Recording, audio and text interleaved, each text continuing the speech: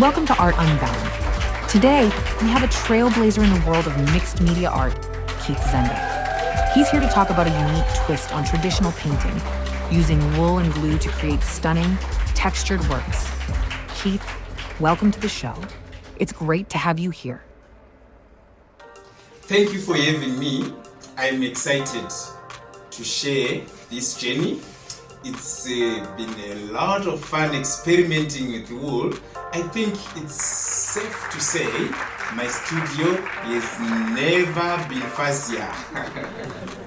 Fuzzy and fabulous. And by the end of today's podcast, I think our listeners will be inspired to grab some wool and get creative themselves.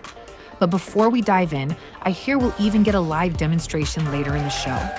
Yes, I'll walk you through my process step by step so everyone can see how easy and surprisingly fun this technique can be.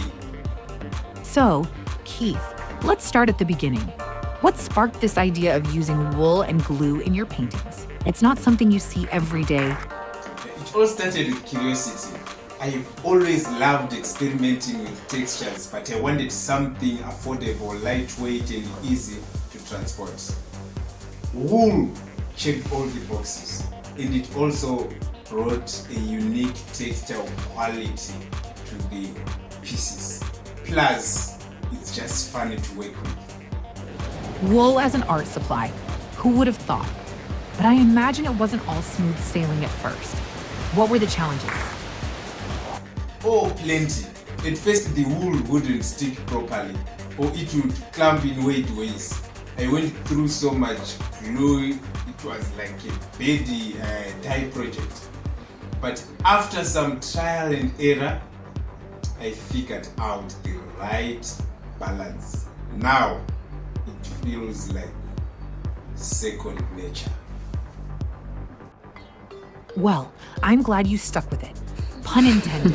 What excites you most about this new direction? Honestly, is the possibilities. Wool let me play with contours and dimensions in ways that paint alone can't. Every piece feels alive, like it's jumping off the canvas. All right, Keith, it's showtime. Walk us through how you use wool in your art. Okay, let's get started. First, I prepare my canvas with a thin layer of paint. This creates a base for the wool to adhere to. Next, I take a piece of wool and shape it to whatever I need, a figure pattern, anything really. Then I use glue to secure it onto the canvas.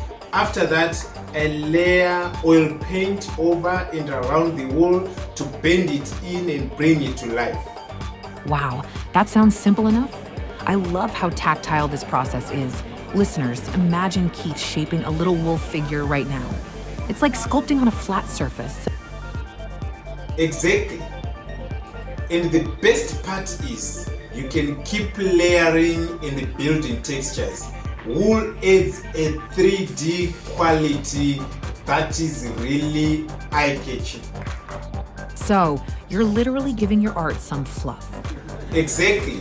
It's art within an extra layer of coarseness. Keith, your art isn't just about technique. It's deeply connected to Zimbabwean culture. Let's explore that. How does using wool tie into tradition? In Zimbabwe, storytelling is a big part of culture, and wool helps me bring those stories to life. It's like adding another dimension to the narrative. Plus, wool reminds me of traditional crafts like weaving, which have been part of our heritage for generations. Speaking of storytelling, your pieces have such strong narratives. How do you choose what story to tell? I look around me. Everyday life is full of inspiration. Whether it's children playing or a mother carrying a baby, these moments tell universal stories of love, resilience, and community. Beautifully said. Now, Zimbabweans are also known for their resourcefulness. Do you think this technique reflects that? Absolutely. Wool is affordable and accessible, which makes it perfect for artists who might not have a lot of resources. It's all about making the most of what you have. And how do you balance traditional themes with modern techniques? I like to think of it as a bridge connecting the past with the present. My work honors our traditions while exploring new ways to tell our stories. Do you think this technique has the potential to resonate globally?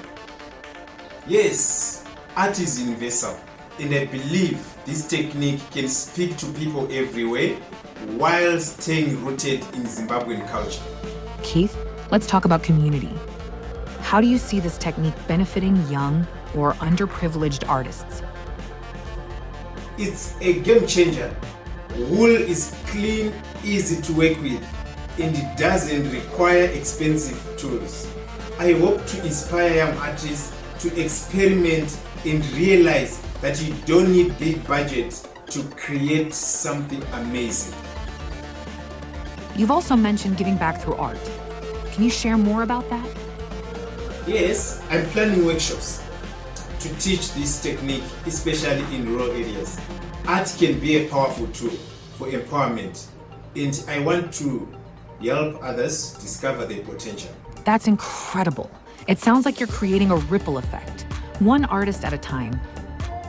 Exactly. Art has given me so much, and this is my way of paying it forward. So, Keith, where do you see your wool-based art heading in the future?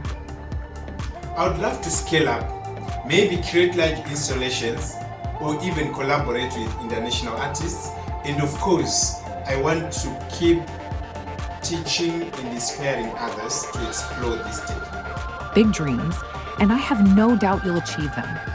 Before we wrap up, what advice would you give to someone listening who wants to try this themselves? Start small. Don't be afraid to make mistakes. And most importantly, have fun. Art is about expression, not perfection. Wise words. Keith, thank you so much for sharing your journey and your woolly wisdom with us today.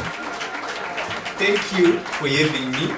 It's been a blast. And to our listeners, don't forget to check out Keith's work online and try this technique for yourself. Until next time, stay creative.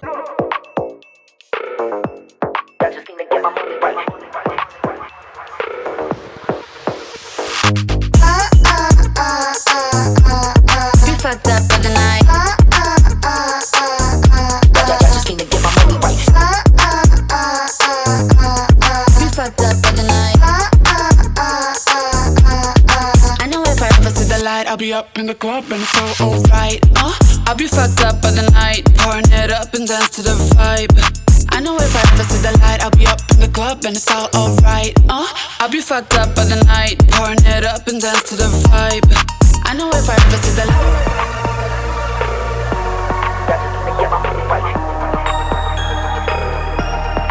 I know if I ever see the light.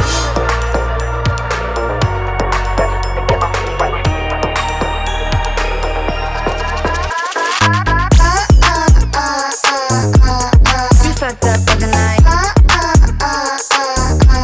Just need to get my money right.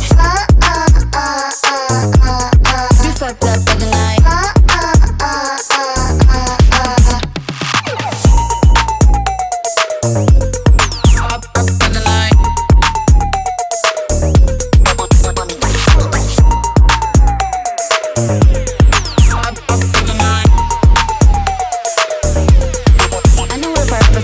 I'll be up in the club and it's all alright. I'll be fucked up for the night, pouring it up and dance to the vibe. I know if I ever see the light, I'll be up in the club and it's all alright. I'll be fucked up for the night, pouring it up and dance to the vibe. I know if I ever see the light.